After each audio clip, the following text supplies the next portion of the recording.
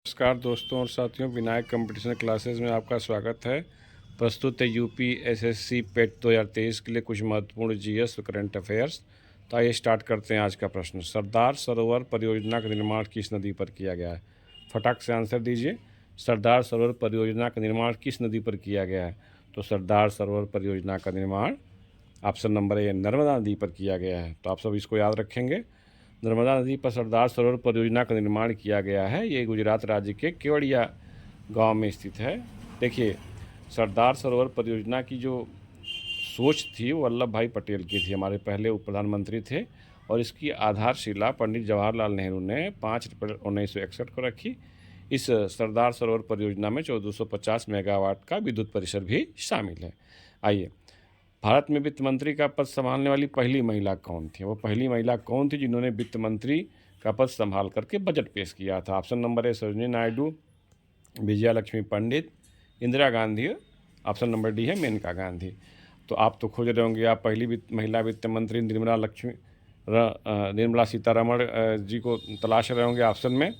उनका नाम है नहीं, तो जान जाइए साथियों। सबसे पहले इंदिरा गांधी जी ने जो बजट पेश किया था संसद में। देखिए, इंदिरा गांधी के अलावा राजीव गांधी जी और पंडित जवाहरलाल नेहरू ने भी बजट पेश किया है प्रधानमंत्री के पद पर रहते हुए। यह श्रीमती इंदिरा गांधी भारत में वित्त मंत्री का पद संभालने वाली और 1978 में भारत की प्रधानमंत्री के रूप में बजट पेश करने वाली पहली महिला थी। इस लाइन को आपको याद रखना पड़ेगा। 1966 से मार्च 1977 तक, फिर जनवरी 1980 से अक्टूबर 1984 तक, जब तक उनकी हत्या नहीं हो गई तब तक वे प्रधानमंत्री के पद पर कार्य करती रहीं। वह पहली और आज तक की भारत की एकमात्र महिला प्रधानमंत्री हैं जी।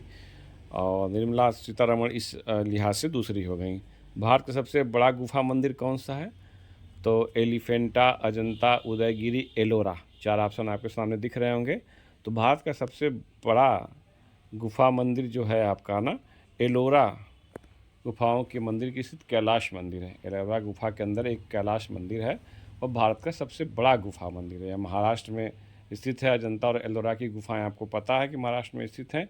ये रॉक कट मेगालिथ है। मेगालिथ मतलब बड़े पत्थर पे बना हुआ है, खोद करके इस मंदिर को बनाया गया है। प्राचीन हिंदू मंदिरों में से यह एक है। इसका निर्माण 8वीं शताब्दी में राष्ट्रकूट राजा कृष्ण प्रथम ने इसका निर्माण कराया था। मंदिर की जो वास्तुकला है, पल्लव और चालुक्य शैलियों के निशान दिखते हैं, ठीक है ना। तो आप याद रखेंगे। क्वेश्चन क्या है भैया? भारत सबसे बड़ा गुफा मंदिर कौन है? तो कैलाश मंदिर है, जो कि एलोरा की गुफाओं में स्थित है, ठीक है। ज्वालामुखी गतिविधियों के द्वारा किस प्रकार की झील का निर्माण होता है? ज्वालामुखी विस्फोट अगर हो तो किस प्रकार की झील का निर्माण होता है? ताजे पानी की झील, करस्ट झील, लैगून झील, काल्डेरा झील। तो आपको पता है ना। चलिए, खारे पानी की झीलों को लैगून भी कहते हैं। काल्डेरा झील क्या है भैया? काल्डेरा झील, यही, जी हाँ, यही ऑप्शन नंबर डी आपका होगा। काल्डेरा पृथ्वी की सबसे शानदार विशेषताओं में से एक है। ये बड़े ज्वालामुखी क्रेटर होते हैं जो 2 अलग अलग तरीक़ों से बनते हैं। एक विस्फोटक ज्वालामुखी विस्फोट और सतह राख का खाली मैग्मा कक्ष में ढहने से। तो ज्वालामुखी के मध्य भाग जब ढहता है ना, तो एक बड़े ज्वालामुखी क्रेटर के रूप में परिभाषित होते हैं या जाने जाते हैं, ठीक ना। अच्छा, तो जो क्रेटर झील होती है ना, वो ज्वालामुखी क्रेटर या कैल्डेरा में बनती है। तो इसलिए इसका ऑप्शन नंबर डी आपका हो जाएगा कि जब ज्वालामुखी विस्फोट होता है तो ज्वालामुखी गतिविधियों के द्वारा किस प्रकार की झील का निर्माण होता है? तो ज्वालामुखी गतिविधियों के द्वारा आपका जी काल्डेरा झील का निर्माण होता है। आइए अगला क्वेश्चन देखते हैं।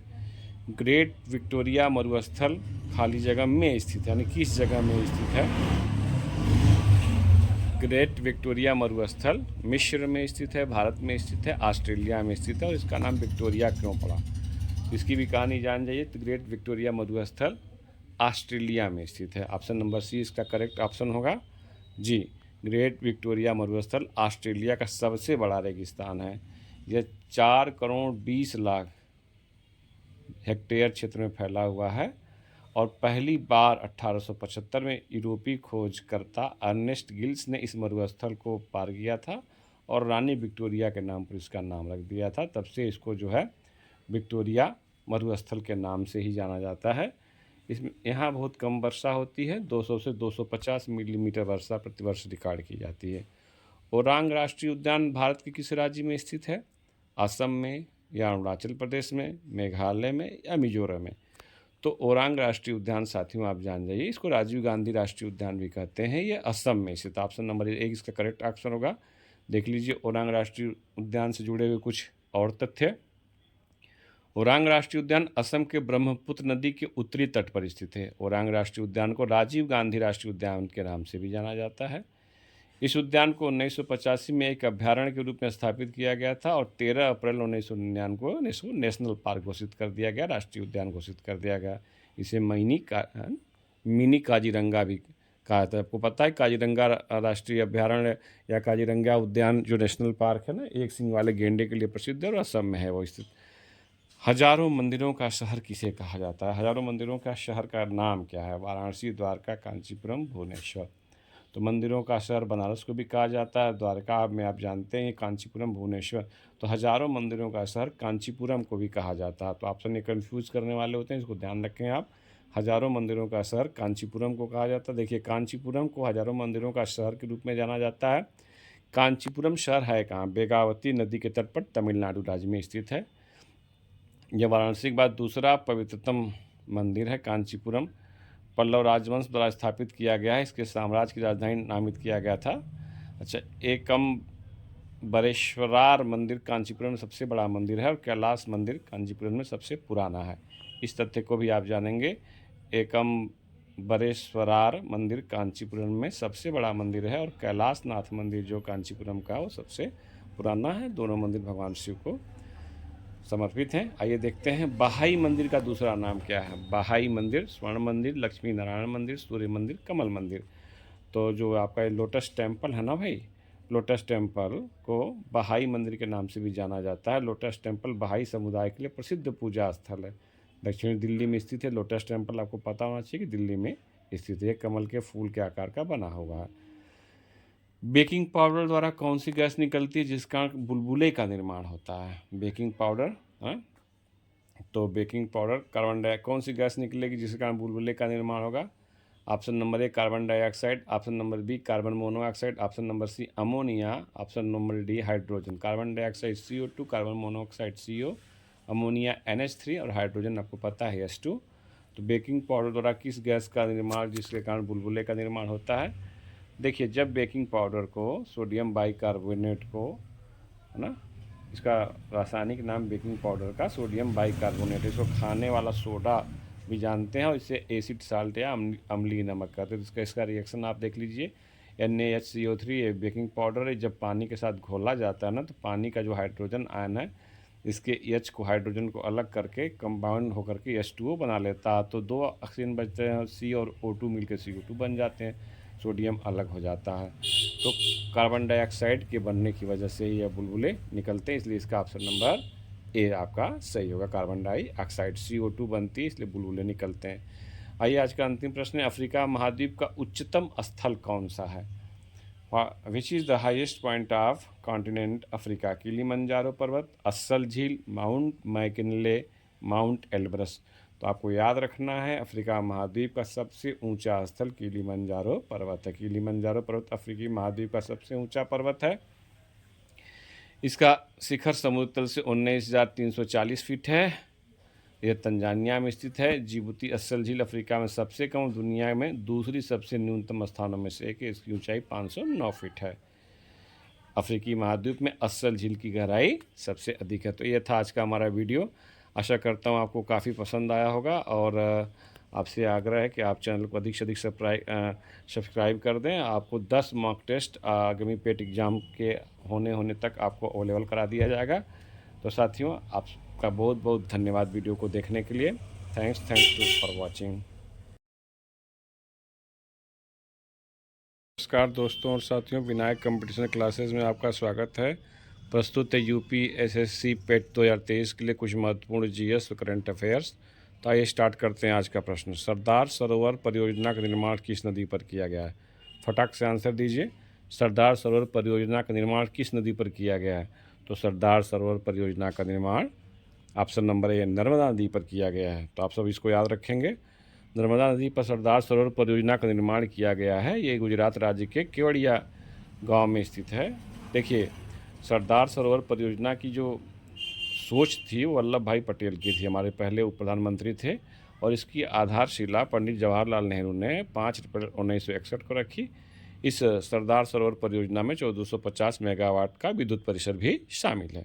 आइए, भारत में वित्त मंत्री का पद संभालने वाली पहली महिला कौन थी? वो पहली महिला कौन थी जिन्होंने वित्त मंत्री का पद संभाल करके बजट पेश किया था? ऑप्शन नंबर ए सरोजिनी नायडू, विजया लक्ष्मी पंडित, Indira Gandhi, option number D है मेनका गांधी। तो आप तो खोज रहे होंगे, आप पहली महिला वित्त मंत्री निर्मला सीतारमण जी को तलाश रहे होंगे ऑप्शन में, उनका नाम है नहीं। तो जान जाइए साथियों, सबसे पहले इंदिरा गांधी जी ने जो बजट पेश किया था संसद में। देखिए, इंदिरा गांधी के अलावा राजीव गांधी जी और पंडित जवाहरलाल नेहरू ने भी बजट पेश किया है प्रधानमंत्री के पद पर रहते हुए। यह श्रीमती इंदिरा गांधी भारत में वित्त मंत्री का पद संभालने वाली और 1978 में भारत की प्रधानमंत्री के रूप में बजट पेश करने वाली पहली महिला थी। इस लाइन को आपको याद रखना पड़ेगा। 1966 से मार्च 1977 तक, फिर जनवरी 1980 से अक्टूबर 1984 तक, जब तक उनकी हत्या नहीं हो गई तब तक वे प्रधानमंत्री के पद पर कार्य करती रहीं। वह पहली और आज तक की भारत की एकमात्र महिला प्रधानमंत्री हैं जी। और निर्मला सीतारमण इस लिहाज से दूसरी हो गई। भारत का सबसे बड़ा गुफा मंदिर कौन सा है? तो एलिफेंटा, अजंता, उदयगिरी, एलोरा। 4 ऑप्शन आपके सामने दिख रहे होंगे। तो भारत का सबसे बड़ा गुफा मंदिर जो है आपका ना, एलोरा गुफाओं के मंदिर की स्थित कैलाश मंदिर है। एलोरा गुफा के अंदर एक कैलाश मंदिर है और भारत का सबसे बड़ा गुफा मंदिर है। महाराष्ट्र में स्थित है। अजंता और एलोरा की गुफाएं आपको पता है कि महाराष्ट्र में स्थित हैं। ये रॉक कट मेगालिथ है। मेगालिथ मतलब बड़े पत्थर पे बना हुआ है, खोद करके इस मंदिर को बनाया गया है। प्राचीन हिंदू मंदिरों में से यह एक है। इसका निर्माण 8वीं शताब्दी में राष्ट्रकूट राजा कृष्ण प्रथम ने इसका निर्माण कराया था। मंदिर की जो वास्तुकला है, पल्लव और चालुक्य शैलियों के निशान दिखते हैं, ठीक है ना। तो आप याद रखेंगे क्वेश्चन क्या है भैया, भारत का सबसे बड़ा गुफा मंदिर कौन है? तो कैलाश मंदिर है, जो कि एलोरा की गुफाओं में स्थित है, ठीक है। ज्वालामुखी गतिविधियों के द्वारा किस प्रकार की झील का निर्माण होता है? ज्वालामुखी विस्फोट अगर हो तो किस प्रकार की झील का निर्माण होता है? ताजे पानी की झील, करस्ट झील, लैगून झील, काल्डेरा झील। तो आपको पता है ना। चलिए, खारे पानी की झीलों को लैगून भी कहते हैं। काल्डेरा झील क्या है भैया? काल्डेरा झील, यही, जी हाँ, यही ऑप्शन नंबर डी आपका होगा। काल्डेरा पृथ्वी की सबसे शानदार विशेषताओं में से एक है। ये बड़े ज्वालामुखी क्रेटर होते हैं जो 2 अलग अलग तरीक़ों से बनते हैं। एक विस्फोटक ज्वालामुखी विस्फोट और सतह राख का खाली मैग्मा कक्ष में ढहने से। तो ज्वालामुखी के मध्य भाग जब ढहता है ना, तो एक बड़े ज्वालामुखी क्रेटर के रूप में परिभाषित होते हैं या जाने जाते हैं, ठीक ना। अच्छा, तो जो क्रेटर झील होती है ना, वो ज्वालामुखी क्रेटर या कैल्डेरा में बनती है। तो इसलिए इसका ऑप्शन नंबर डी आपका हो जाएगा कि जब ज्वालामुखी विस्फोट होता है तो ज्वालामुखी गतिविधियों के द्वारा किस प्रकार की झील का निर्माण होता है? तो ज्वालामुखी गतिविधियों के द्वारा आपका जी काल्डेरा झील का निर्माण होता है। आइए अगला क्वेश्चन देखते हैं।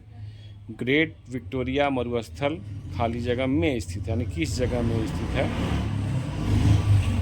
ग्रेट विक्टोरिया मरुस्थल मिस्र में स्थित है, भारत में स्थित है, ऑस्ट्रेलिया में स्थित है। और इसका नाम विक्टोरिया क्यों पड़ा, इसकी भी कहानी जान जाइए। तो ग्रेट विक्टोरिया मरुस्थल ऑस्ट्रेलिया में स्थित है। ऑप्शन नंबर सी इसका करेक्ट ऑप्शन होगा जी। ग्रेट विक्टोरिया मरुस्थल ऑस्ट्रेलिया का सबसे बड़ा रेगिस्तान है। यह 4 करोड़ 20 लाख हेक्टेयर क्षेत्र में फैला हुआ है और पहली बार 1875 में यूरोपीय खोजकर्ता अर्नेस्ट गिल्स ने इस मरुस्थल को पार किया था और रानी विक्टोरिया के नाम पर इसका नाम रख दिया था। तब से इसको जो है विक्टोरिया मरुस्थल के नाम से ही जाना जाता है। इसमें यहाँ बहुत कम वर्षा होती है, 200 से 250 मिलीमीटर वर्षा प्रतिवर्ष रिकॉर्ड की जाती है। ओरांग राष्ट्रीय उद्यान भारत के किस राज्य में स्थित है? असम में या अरुणाचल प्रदेश में, मेघालय में या मिजोरम में? तो ओरांग राष्ट्रीय उद्यान साथियों आप जान जाइए, इसको राजीव गांधी राष्ट्रीय उद्यान भी कहते हैं। ये असम में स्थित। ऑप्शन नंबर 1 इसका करेक्ट ऑप्शन होगा। देख लीजिए ओरांग राष्ट्रीय उद्यान से जुड़े हुए कुछ और तथ्य। ओरांग राष्ट्रीय उद्यान असम के ब्रह्मपुत्र नदी के उत्तरी तट पर स्थित है। ओरांग राष्ट्रीय उद्यान को राजीव गांधी राष्ट्रीय उद्यान के नाम से भी जाना जाता है। इस उद्यान को 1985 में एक अभ्यारण्य के रूप में स्थापित किया गया था और 13 अप्रैल 1999 को इसको नेशनल पार्क घोषित कर दिया गया, राष्ट्रीय उद्यान घोषित कर दिया गया। इसे मिनी काजीरंगा भी कहा जाता है। आपको पता है काजीरंगा राष्ट्रीय अभ्यारण्य या काजीरंगा उद्यान जो नेशनल पार्क है ना, एक सींग वाले गेंडे के लिए प्रसिद्ध है और असम में है वो स्थित। हजारों मंदिरों का शहर किसे कहा जाता है? हजारों मंदिरों का शहर का नाम क्या है? वाराणसी, द्वारका, कांचीपुरम, भुवनेश्वर। तो मंदिरों का शहर बनारस को भी कहा जाता है, द्वारका में आप जानते हैं, कांचीपुरम, भुवनेश्वर। तो हजारों मंदिरों का शहर कांचीपुरम को भी कहा जाता है। तो ऑप्शन ये कन्फ्यूज करने वाले होते हैं, इसको ध्यान रखें आप। हजारों मंदिरों का शहर कांचीपुरम को कहा जाता है। देखिए, कांचीपुरम को हजारों मंदिरों का शहर के रूप में जाना जाता है। कांचीपुरम शहर है कहाँ? बेगावती नदी के तट पर तमिलनाडु राज्य में स्थित है। यह वाराणसी के बाद दूसरा पवित्रतम मंदिर है। कांचीपुरम पल्लव राजवंश द्वारा स्थापित किया गया है। इसके साम्राज्य की राजधानी नामित किया गया था। अच्छा, एकम बरेश्वरार मंदिर कांचीपुरम में सबसे बड़ा मंदिर है और कैलाश मंदिर कांचीपुरम में सबसे पुराना है। इस तथ्य को भी आप जानेंगे। एकम बरेश्वरार मंदिर कांचीपुरम में सबसे बड़ा मंदिर है और कैलाशनाथ मंदिर जो कांचीपुरम का वो सबसे पुराना है। दोनों मंदिर भगवान शिव को समर्पित हैं। आइए देखते हैं बहाई मंदिर का दूसरा नाम क्या है। बहाई मंदिर, स्वर्ण मंदिर, लक्ष्मी नारायण मंदिर, सूर्य मंदिर, कमल मंदिर। तो जो आपका लोटस टेम्पल है ना भाई, लोटस टेम्पल को बहाई मंदिर के नाम से भी जाना जाता है। लोटस टेम्पल बहाई समुदाय के लिए प्रसिद्ध पूजा स्थल है। दक्षिणी दिल्ली में स्थित है। लोटस टेम्पल आपको पता होना चाहिए कि दिल्ली में स्थित है। कमल के फूल के आकार का बना हुआ है। बेकिंग पाउडर द्वारा कौन सी गैस निकलती है जिस कारण बुलबुले का निर्माण होता है? बेकिंग पाउडर, हाँ, तो बेकिंग पाउडर कौन सी गैस निकलेगी जिसके कारण बुलबुले का निर्माण होगा? Option number A carbon dioxide, option number B carbon monoxide, option number C ammonia, option number D hydrogen. Carbon dioxide CO2, carbon monoxide CO, ammonia NH3 और हाइड्रोजन आपको पता है H2। तो बेकिंग पाउडर द्वारा किस गैस का निर्माण जिसके कारण बुलबुले का निर्माण होता है? देखिए, जब बेकिंग पाउडर को सोडियम बाइकार्बोनेट को, है ना, इसका रासायनिक नाम बेकिंग पाउडर का सोडियम बाइकार्बोनेट, इसको खाने वाला सोडा भी जानते हैं और इसे एसिड साल्ट या अम्लीय नमक कहते हैं। तो इसका रिएक्शन आप देख लीजिए। NaHCO3 ये बेकिंग पाउडर है। जब पानी के साथ घोला जाता है ना, तो पानी का जो हाइड्रोजन आयन है इसके H को, हाइड्रोजन को अलग करके कंपाउंड होकर के H2O बना लेता है। तो दो ऑक्सीजन बचते हैं, C और O2 मिलकर CO2 बन जाते हैं, सोडियम अलग हो जाता है। तो कार्बन डाइऑक्साइड के बनने की वजह से यह बुलबुले निकलते हैं, इसलिए इसका ऑप्शन नंबर ए आपका सही होगा। कार्बन डाइऑक्साइड CO2 बनती है, इसलिए बुलबुले निकलते हैं। आइए आज का अंतिम प्रश्न है, अफ्रीका महाद्वीप का उच्चतम स्थल कौन सा है? Which is the highest point of continent Africa? Kilimanjaro पर्वत, अस्सल झील, माउंट मैकिनले, माउंट एल्ब्रस। तो आपको याद रखना है, अफ्रीका महाद्वीप का सबसे ऊंचा स्थल किलिमंजारो पर्वत है। किलिमंजारो पर्वत अफ्रीकी महाद्वीप का सबसे ऊंचा पर्वत है। इसका शिखर समुद्र तल से 19,340 फीट है। यह तंजानिया में स्थित है। जिबूती अस्सल झील अफ्रीका में सबसे कम, दुनिया में दूसरी सबसे न्यूनतम स्थानों में से एक है। इसकी ऊंचाई 509 फीट है। अफ्रीकी महाद्वीप में अस्सल झील की गहराई सबसे अधिक है। तो ये था आज का हमारा वीडियो। आशा करता हूँ आपको काफ़ी पसंद आया होगा और आपसे आग्रह है कि आप चैनल को अधिक से अधिक सब्सक्राइब कर दें। आपको 10 मॉक टेस्ट आगामी पेट एग्ज़ाम के होने तक आपको अवेलेबल करा दिया जाएगा। तो साथियों, आपका बहुत बहुत धन्यवाद वीडियो को देखने के लिए। Thanks to for watching.